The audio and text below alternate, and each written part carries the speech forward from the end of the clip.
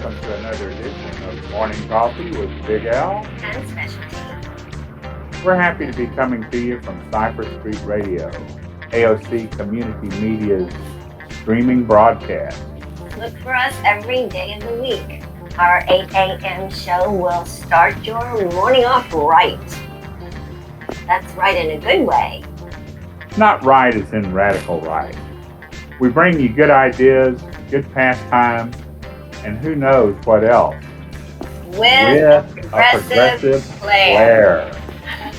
Our 7 p.m. stream is a great backdrop for some decaf. So either way, get your coffee or whatever it is that you prefer as your voice. Sit back and enjoy the show. Sounds good. Hey, so hopefully they're sitting back and enjoying the show. They have their coffee. I don't have mine. In fact, I'm wondering if my coffee maker is still on. Well, I already had mine today, but you might want to move your mic a little bit there. Okay. Oh, it's pointed the wrong direction. Yeah, there we go. I knew something. I knew we couldn't Something's hear you. wrong. Let's get that fixed. Yeah. How's that? I couldn't Is that better? hear your voice. Yeah, that's a little bit better, I think. But I knew I couldn't hear your lovely voice as much as I wanted to. I don't have as melodic a voice as Judith Merriweather, but I'll do my best. You know, she retired. She was the premier female voice on KRVS.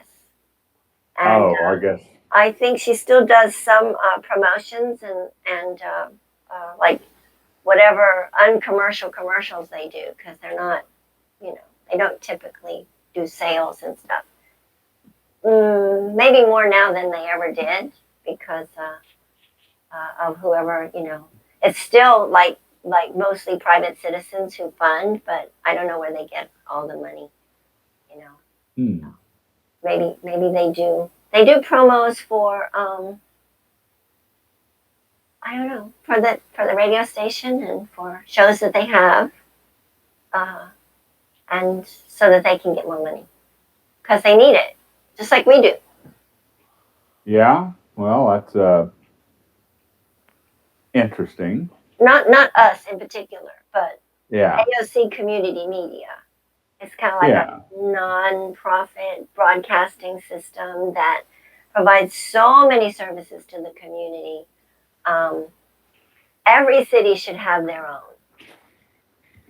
Yeah, it's good for the people to have a voice, which seems to be increasingly jeopardized by interests that don't want people to have a voice, don't want people to vote. They don't want people to have a voice, and they don't want people to have access to free information. Well, unless it's, unless it's information they want. Right, exactly. Right. I went to the library the other day, and I was picking out a bunch of movies, and one of the DVDs I went to get, I went to check it out, and they opened it up, and it was gone. The DVD was gone? The disc was gone. And they said that they were sorry, but apparently somebody had taken the disc. It kind of would seem that way. And this was kind of probably a controversial movie, because I saw some of the previews to it. I got it because it was among a group of movies that were made called some sort of features, focus features or whatever. It was like a certain group that made all these movies. I know that some of them are very good.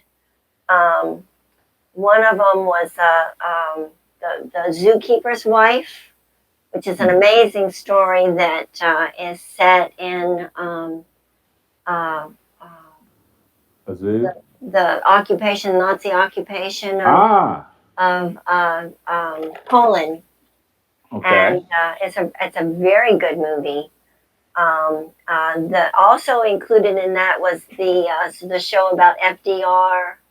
That's played by Bill Murray. That's one of their movies. And I got another one, The Darkest Hour, about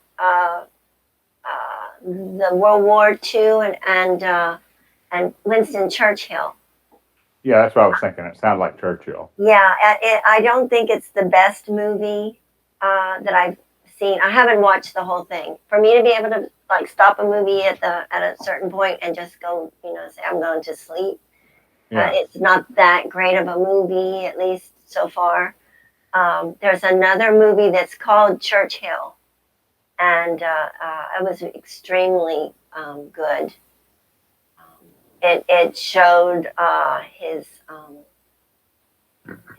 the second guessing that he did himself because of some of the problems that he had in wars before, and not, being concerned about the strategy between the United States and Britain, to I think it was before Normandy. Anyway, he couldn't sleep, but it ended up being the right thing to do. I think Eisenhower was worried about that too, to a large degree.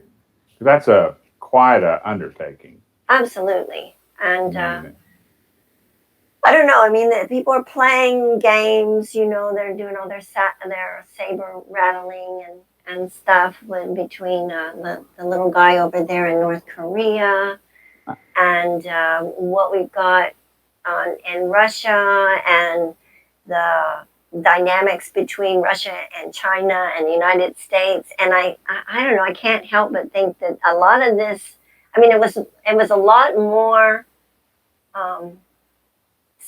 I think it was quite civil in many respects when President Obama was actually in the Oval Office. I mean, it didn't seem like we were trying to, have a problem.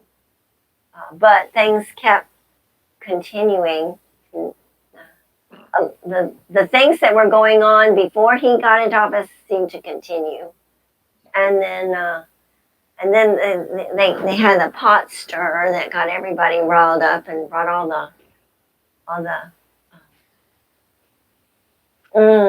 the power individuals that think that they're better than everybody else to come out from under the rocks.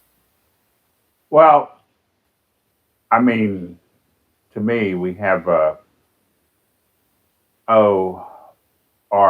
outlook and method of operation with respect to the rest of the planet is a bit outdated. Yeah. And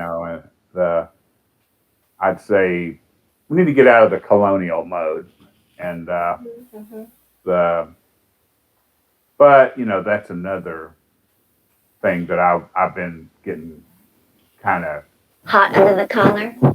Well, I guess I've run across a few things, but first, you're talking about movies. Have you seen Don't Look Up yet? Yes, that is the most bizarre thing I think I've ever seen. I actually saw it last week. Yeah. I went and had a visit with a friend. Her name's Martha, and we had a really enjoyable dinner together, and we decided we'd watch a movie. And she had, I guess, Netflix and all those other things you can just kind of clock into. And so we had both heard about Don't Look Up. Yeah. And it really was odd, to say the least.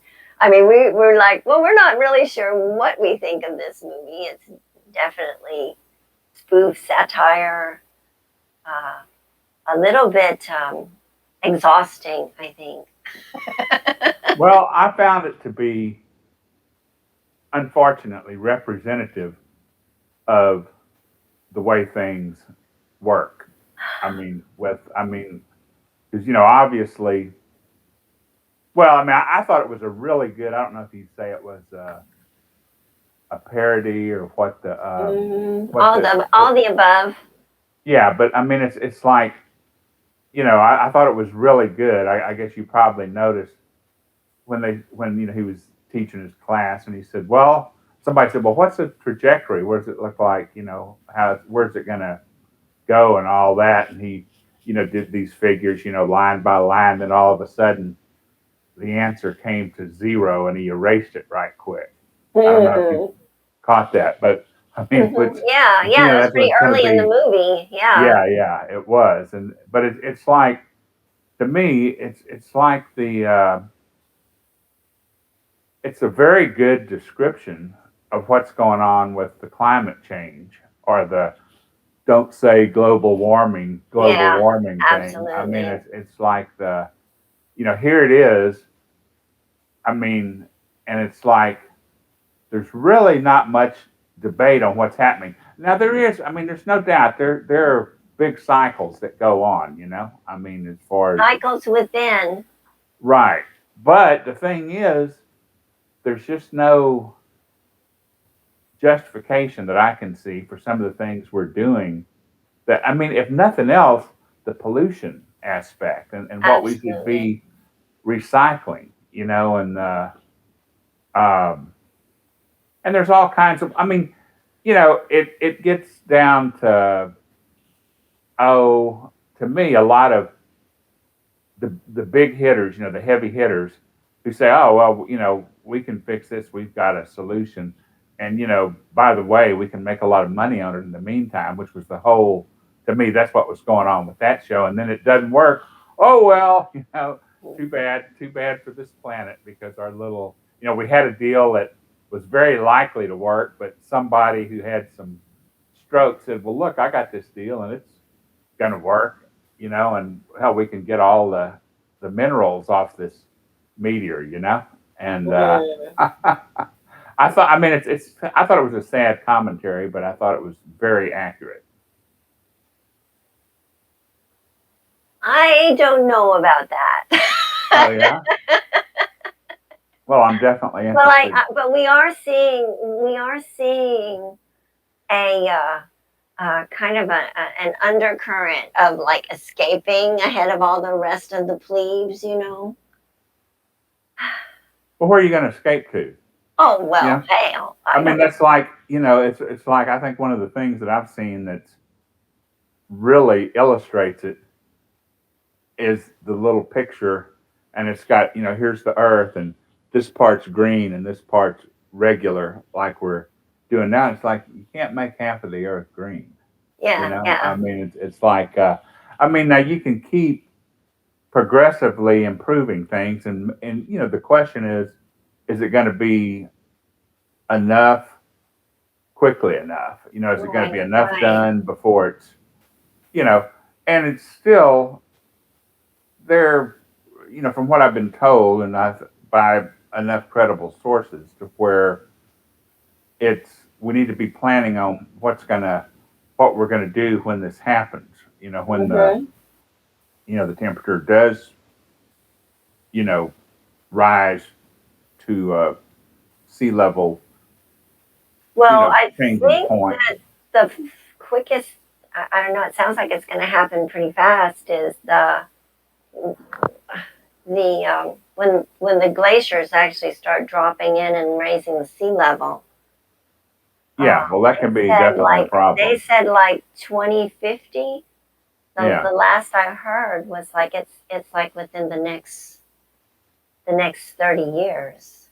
Yeah. Maybe less than that, 28 now, Yeah, well, I mean, what's a year? I mean, it's kind of like it's to me, it's a major. If that's the case, we could be alive when it happens. Well, I'm not holding my breath on that, but I guess it's possible. There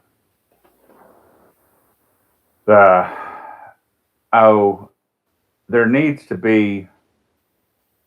I mean, really, when you get right down to it, like somebody, I don't know where the term was coined, but there is no planet B.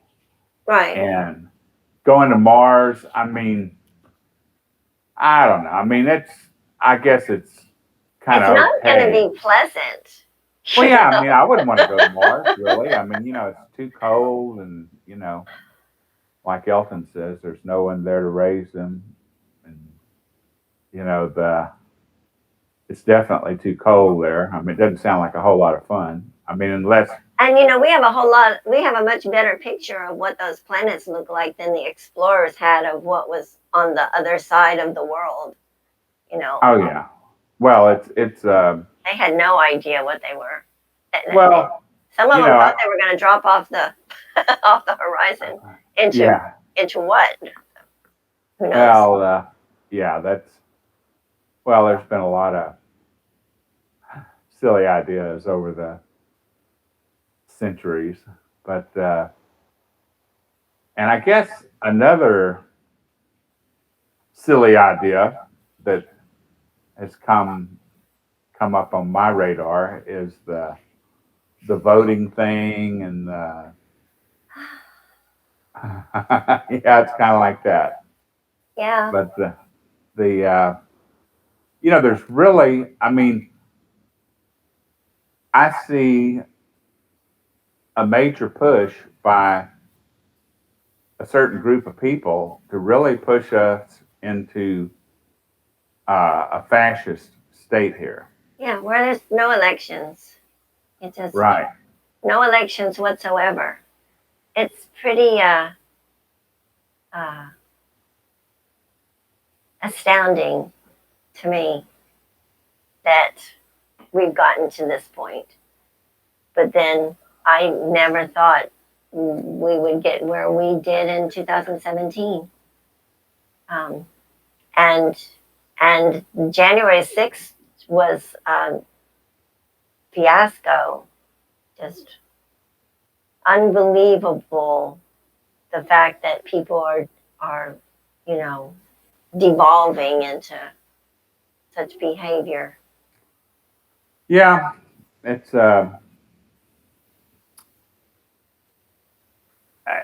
it's to me it's hard to find an entry point on that because um, how do you get people to see or to believe? Because there's so much. I mean, this goes back to. I mean, just not this. This is not the only thing, but if you look at the fairness doctrine, Mm-hmm. back when there was a time when if somebody came up with something stupid like as the things that have been coming up here lately, there had to be well, you couldn't put that on, you couldn't air it unless you made room for an opposing view. And, and now people have been basically brainwashed to me. I mean, it's a great propaganda thing, but look at the what it creates. Yeah, it's a major concern. I mean, I don't know. I look back and yeah, when we're young, we may be naive. I know I was. Yeah, Um, but yeah, I would. Me too. I really thought that we were headed the right direction. Of course, I was a kid in the 60s in school, Yeah, 60s well, and the me early too. 70s. So I don't know. I mean, really, a lot of us thought, we were headed to, I mean, we were making an impact. We, um, we had our voices heard. We influenced the direction of a lot of things with Yeah, just activity and a voice in numbers. But what I think we're seeing now is a orchestrated strategy to just bring us backwards. well, I totally agree. And to me, it's the corporate um, group or consortium or whatever you want to call it. All these Well, corporations. everything's based on profit. Right. And the they have so much money and so much power, which was never supposed to be like that. Yeah. I mean, or at least the the people that, to me, the responsible people who are looking ahead. I mean, you don't want to give that sort of conglomerate the power to control the government, because that's what happened. That's what's going on. You know, I mean, and all it takes is a few dupes that don't know any better or think, oh yeah, this is freedom, you know, and freedom to what? Freedom to destroy the only planet you have, and the it's in the greater scheme of things, short term. I mean, not literally the short term definition by accounting standards, but if you look at the longevity of our planet and the desire to improve over time, what the short-sighted, I want to be totally comfortable, and everybody else can, just help me to make myself comfortable. And if it puts them in a bad situation, well, I'm not going to pay attention to that, because my idea about my comfort is the most important thing in my life. That's the way I see the ideology of some of these actions that have been going on. Oh yeah, yeah. I mean, it's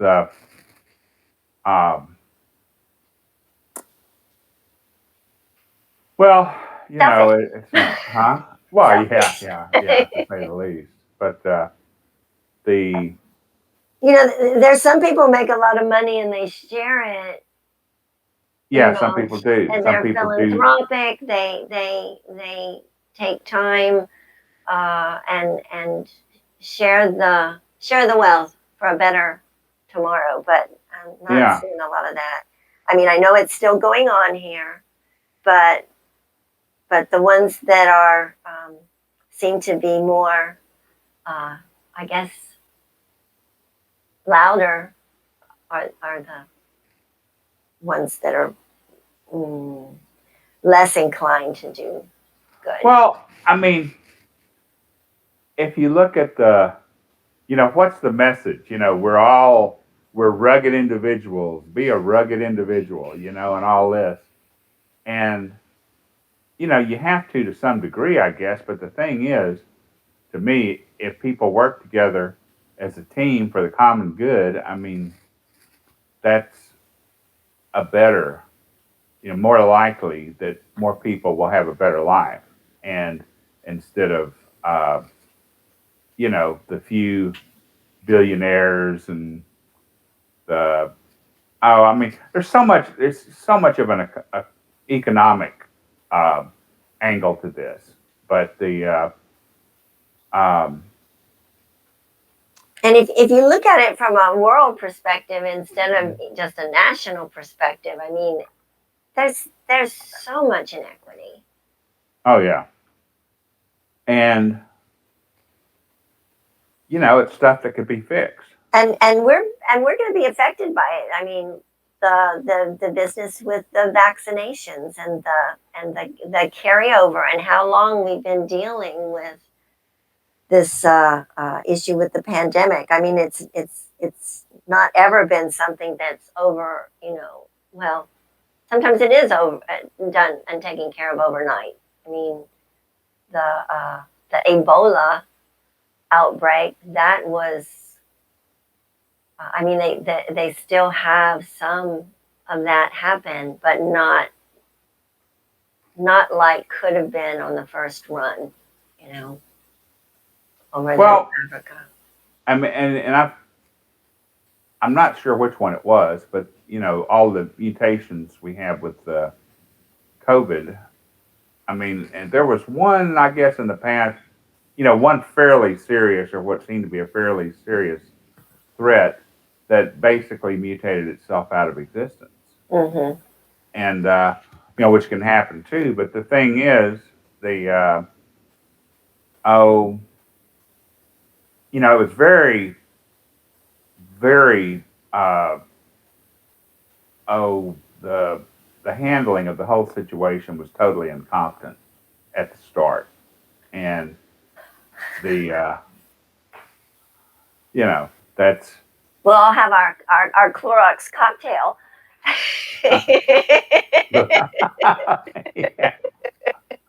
yeah, yeah, yeah. That's not to drink as your beverage of choice during morning coffee. Yeah, not recommended. Not recommended by morning coffee.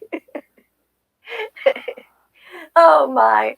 Well, on that note, we could let's see, what could we do?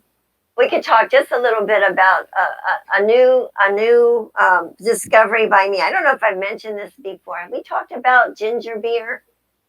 I think you and I have. I think everybody should go and get themselves a bottle of ginger beer. I want to try. Now, supposedly, I found out last night it's the mixer for Moscow mules. Yeah, that's the mixer. But I just drink the ginger beer itself. I think it's refreshing. But don't breathe when you're getting ready to drink it. You have to don't breathe, or you might end up having a spasm of coughing because it's so aromatic that it just like blows your head up. I haven't heard the word enough, to where, I mean, I was thinking about, last night, for instance, we went to Marcella's to eat, which was pretty good. You might have to hold that thought. Yeah. Well, we're getting there. We're getting there. Well, I mean, just tell us what it is and then describe it when we come back. What's that now? What is it? And then we'll talk about it when we come back. Oh, talk about the whatever it is you found at Marcella's. Oh, well, no, it was just, a place to eat. But no, I was thinking that I wish I would have thought about that and asked them if they had some. Okay, next time. Put it on your grocery list. Slowly but surely. Two words. But it's not alcoholic. So with that, we'll all take a little break. And I'm going to go check my coffee pot and make sure it's not on coffee. Yeah, okay. So bye, y'all. Morning coffee will be back. I'm going to make sure I'm not setting the place on fire.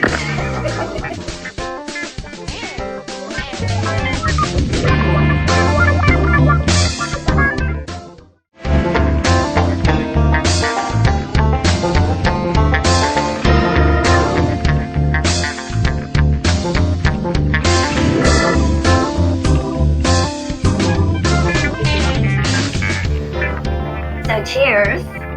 Wow, yeah. I did not have an empty coffee pot on. So there was no fire. There was no fire threat. But I found my coffee was there and it was very cold. So I took advantage of our break and I stuck my coffee in a pot with some real fire underneath it. And now I have more morning coffee. Oh, that's good. I'm so I excited. had my morning coffee this morning, but yeah. It's over here. There's the camera. My tree. I love trees. Yeah. I just put a post about trees on the Scott Herald Facebook page. Oh yeah.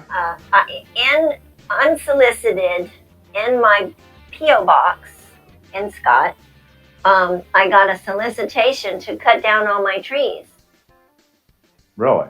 Not for me in particular. Just somebody saying, "Hey, call me if you want your trees cut down."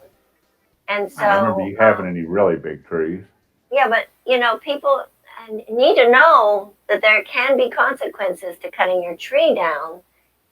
It's maybe there's no risk of having a tree fall on your house if you cut all your trees down. But yeah, that's probably true. The chance of that, if you have healthy trees, is probably not that big. I know we have bad storms and things can happen there, but your house can blow down whether you have a tree or not. And while you're living in a house, the trees provide a buffer to the heat, so they can help you reduce your cooling bill. The shade is pleasant for everybody. The trees provide a habitat for all sorts of wildlife and birds. Yeah. And something else you don't think about when you're cutting down a tree. I left off the fact that they're used for windbreakers. Yeah. But you cut the tree, you kill the tree. So what happens to the roots? Well, they deteriorate over time. They rot. Yeah. And what you can have is you can have a collapse of the land where that tree was because you cut it down. And if it had a big enough root system, it can do some really, depending on what's happened. I mean, it may just be a hole, a sinkhole. But I know a specific instance where a contractor that was building a set of apartments did that. And one of those trees' root systems was right below where a sidewalk was for some elderly apartments. And the sidewalk for these people to get to their house completely like crashed in. Luckily, not when somebody was on it. Yeah. And nobody got hurt. But getting to their home was, a little bit more difficult. And also speaking of that, trees, they have roots. They're strong. They can make cracks in your sidewalk. But yes. I know a specific instance where planning to do a good deed, the city of Lafayette sanctioned off an area of the sidewalk that could present a hazard. But the bad thing is that they put the rope right in front of the entryway to the house of a lady that's disabled, and it's her only way to get in and out of the house. And so she's having to maneuver herself around in the roots or whatever it is, to get to the sidewalk, to go around and get her mail. So anyway, people, pay attention to the plight of your neighbors. And if you have a chance, and something's going wrong, call your city councilman. Sometimes it takes 2 or 3 or 4 or 5 times, but let them know, because things get forgotten. Obviously, I think that they just lost the track of the work order on this, because it's been months now that this has been out there. Is this your neighbor around the corner by any chance? Yes. Yeah, that's kind of thinking that. Yes, unfortunately. Sweet little old lady, Yeah. Well, that's, I guess, one of the things that happens sometimes with less than stellar government at whatever. Well, and it's not intentional. I mean, it was really a great thing that they noticed that needed work, but then to forget about fixing it, that's a problem. Yeah. But as our unseen contributor and producer and technical specialist and all that, as he was saying, we do have some, I think, good news from the from the realms of science. Yeah. With the telescope, the James Webb telescope, I think, is pretty well deployed. I mean, it's going to be, there should be some interesting observations. I'm sure it'll be wonderful. Remember when the Hubble came out with all the wonderful images from space the very first time? I mean, those images, once they got just like breathtaking. Yeah, once they got the mirror anomalies fixed, which was kind of something that somebody says, we really need to do this before we send it up there. But no, it'll be okay. Well, But but it does have some amazing pictures. Mm-hmm. I Mm-hmm. mean, just I don't know how many, but thousands and thousands and thousands, but probably millions. But that really some very deep space stuff. I And can't help but think that probably some of the scientists and professors and science students at the University of Arizona and also at the what is it in in New York? What is that? The place where Kodak has that city. I went there. okay, It's near the Niagara Falls. It starts with a uh huh, R. Rock something. Mm, Rochester maybe. Rochester, New York. Yeah, the university out there. I bet that some of our folks at those two universities are involved in the development of this. Those are the two schools that that young people who are interested in lenses development uh, and telescopes and you know visual access. Those are the two universities that attract students that are interested in that field. Hmm. And I have one of my exchange students. Her brother worked on the largest telescope at the time that went up on the top of a mountain in India. In And that India. was worked a collaboration between India and Korea and Australia and the United States, if I'm not mistaken. And Hmm. they all worked on that. So I'm thinking that probably carried over into this development and exercise also. Well, I've kept up with it a little bit, but not too much. But it should be well, I mean, even with the Hubble, I mean, the images from that are impressive, but this is supposed to be much more powerful than the Hubble Mm-hmm. telescope. And Bigger and better. what's that? Bigger and better. Oh, yeah, yeah, yeah. But that's some things that some of the powers that be apparently are capable of doing well. But the I was looking through some more political stuff today and for the past few days, as I often do. And getting back to the voting thing. I mean, that's Oh, well, yeah, yes, that's kind of what I thought too. But the there's seems to be a concerted effort to make voting more difficult and make the what would be a good word for it? I mean, like accessibility.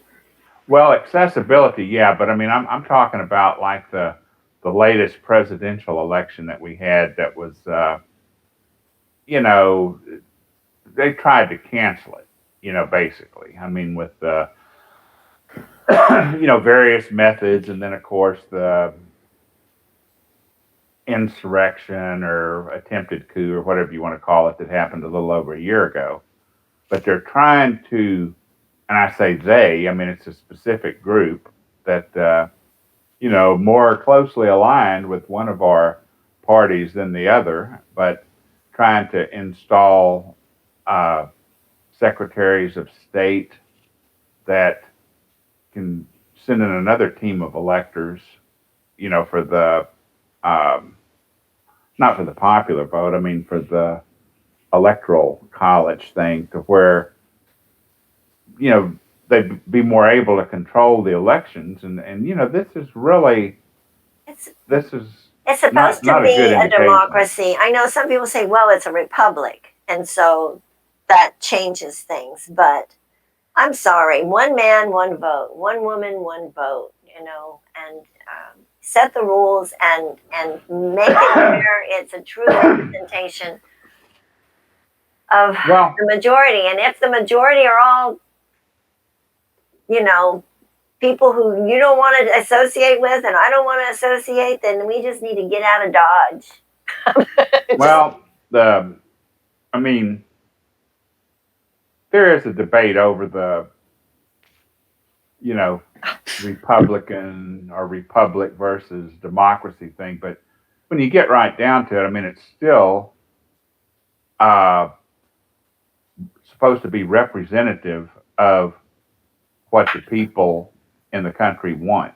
Yes. You can say a representative democracy or, whatever. A republic, you elect a representative to go to, stand up for your wants and needs for whatever group, if it's a regional group, or a particular group, like farmers or whatever, defined by certain characteristics. But that's something that's not getting enough attention by the other party who is going to,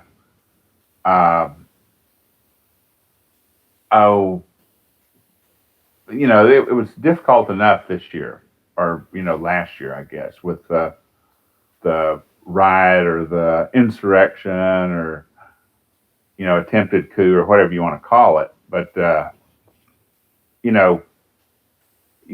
me, you just can't legitimize that sort of thing. Well, let me ask you. I had heard that it was a couple of days ago. I don't think I really listened to the news yesterday that much, but that former Vice President Pence was going to be called before the committee. Yeah, I believe so. Yeah. My assumption would be, that he would tell the truth about what happened. Yes. I hope. Well, no, I think, I will have to give him, credit for doing, pretty close to the right thing. Exactly. I just hate it that it seems like there's the bully in the room who is still trying to force his own agenda and desires upon people, and why everybody is shaking in their boots wanting to kowtow to this forced reality. Well, not reality, but it's reality in somebody's brain. Well, but it's a power thing, it's like the. Where'd they learn that? Yeah, well, yeah. It's a lot of similarities to the 1930s. Yeah, I know, which is very sad. And you would think, the problem, part of the problem is, I guess, is that the schools failed to teach civics for, I guess, at least, 10, 20, 30 years? Golly, we've been out of school that long? Well, it's that, but the propaganda system here, too. Yeah, there is that book. I mentioned it again and again. I've not finished reading it because when I got to the part about Hitler, I was just like, and it was time to return the book. But it's called The Attention Merchants by Tim Wu, who is a university professor in the law department. And he's written a number of books at Columbia University, if I'm not mistaken. But very detailed as far as the very beginnings of propaganda. We're talking snake oil, right? Well, you've heard and I can't remember the exact quote, but it was like absurdities and atrocities. Those who can be convinced to believe absurdities can also be convinced to commit atrocities, which is, somebody pretty famous that said that. I mean, I can't recall who We exactly. can probably Google it and find it and put it on Facebook. We can also put Well, on our Facebook some stuff that has to do with that fantastic telescope that's out there in space.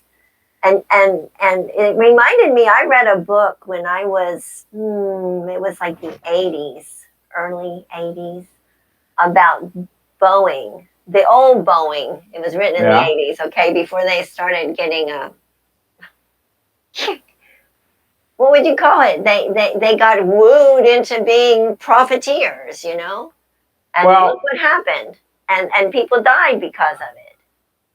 that was Voltaire that said that, and what he said was, anyone who can make you believe absurdities can make you commit atrocities.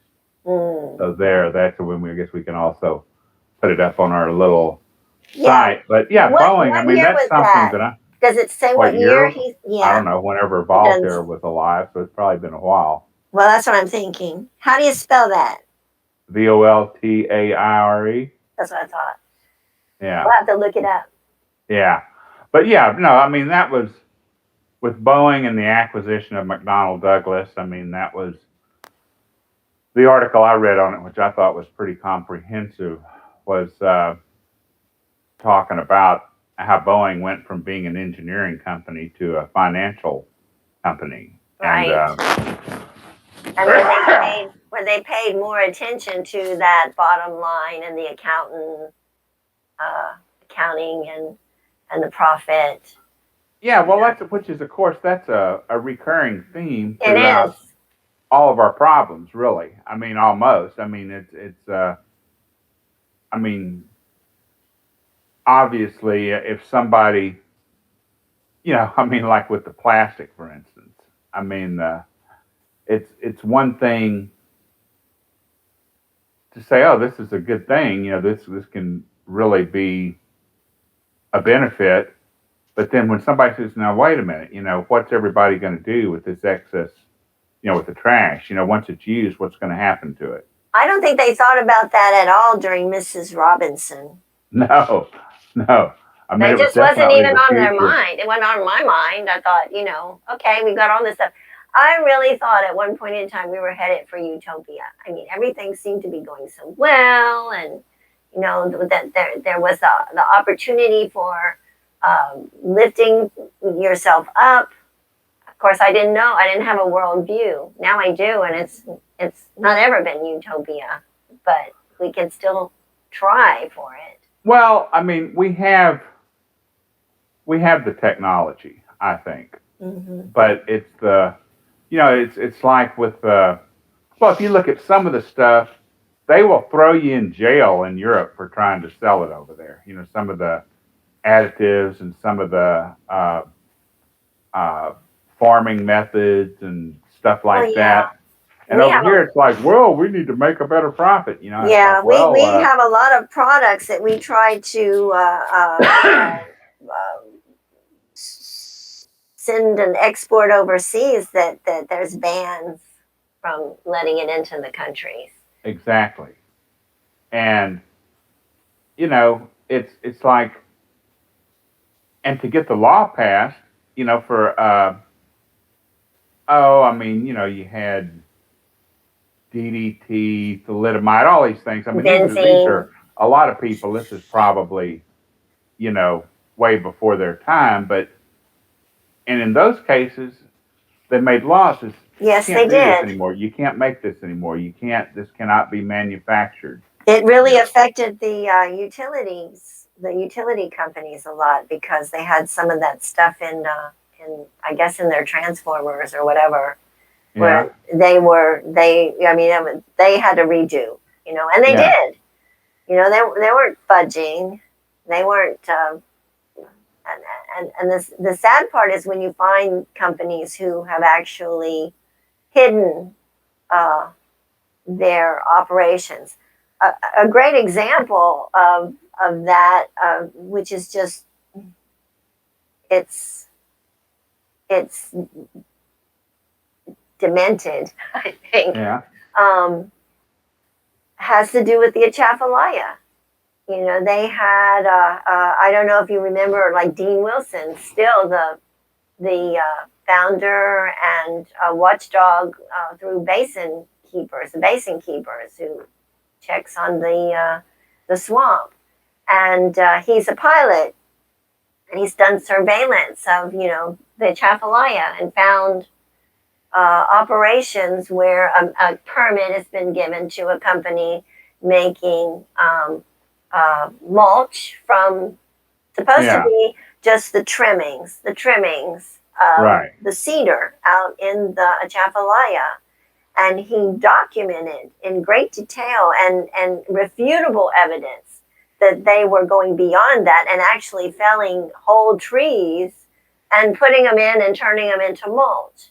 And then they had a manufacturing thing, and he followed them. I mean, took pictures where you could see the street where they are and followed these truckers or whatever, where they would go in and bag up this product and come out with bags say that it was from Florida. Yeah. I mean, hello, how underhanded is that? Well, but see, that's the thing with the political system. I mean, the way people are ever able to, basically bribe, buy their way into... Bribery is illegal. Well, yeah, but I mean, it's like, but not if you call it a campaign contribution.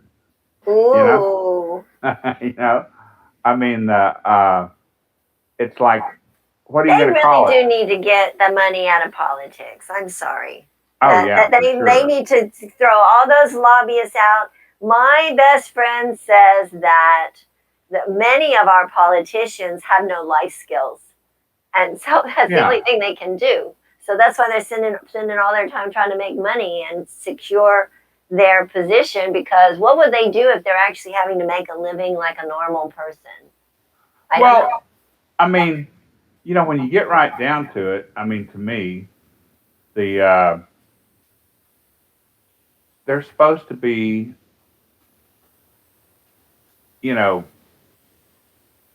I mean, if you just look at the preamble of the Constitution, that's what they're supposed to be doing. I mean, life, liberty, and the pursuit of happiness. Well, yeah, but not to the degree to where, your happiness and nobody else's, and who cares what happens to the planet, but, promoting the general welfare. Yeah. I mean, that's, I think that's a pretty big part of it, But I'm getting the impression that our time for this wonderful conversation, that it's, drawing the to a clock close is here ticking, and we're never going to be able to solve it from these seats that we're sitting in. But maybe with all our worldwide fans, maybe we're planting a little seed that where they'll think, hey, that's not a bad idea, But right. Well, they had some interesting things going on in Georgia where they are bringing up stuff about the vote. Oh, really? And yes, and Joe Biden got firm about it. Well, there's also, I mean, I guess you've heard about the 7 forged so far. I mean, when I was reading about it yesterday, it was only, I think, maybe 1 or 2, but now it's 7 forged documents about the electoral. I mean, these are actual forgeries. Oh, wow. From different states. Oh, wow. And yeah, it's fairly. Put that on our Facebook. Well, Are you sure they're forged? Well, who are you going to believe? This was sent to the National Archives, okay? Okay. I mean, this is, you'd think this would be, I would think it would be pretty serious. Yeah. But I guess we'll see how that goes. But yes. We really hope for a better future. We hope that we can figure out a way to stop things from melting, and that we will revert to whatever is necessary as a group of people that care about our future for our children and grandchildren and great-grandchildren and eternity. Do the right thing. Now, the right thing is not the right, the alt-right, the conservative, fascist, extremist right. Just correct, kind, and loving, because that's where it's at. Well, No, that's just what we got to do. yeah, it's got to be, to me, I mean, promoting the general welfare. The general welfare of the whole world. Yeah, and exactly. With that, that's a whole mouthful and a lifetime ambition. Well, it's something to think about, I mean, absolutely. But before we go, we do have a Facebook page, and that is, what is it, Morning Coffee on Cypress Street Radio, which we would encourage everyone to look at. And I guess in the meantime, do what you do to promote the general welfare. I like it. Check out past episodes on AOC's YouTube channel. Yeah.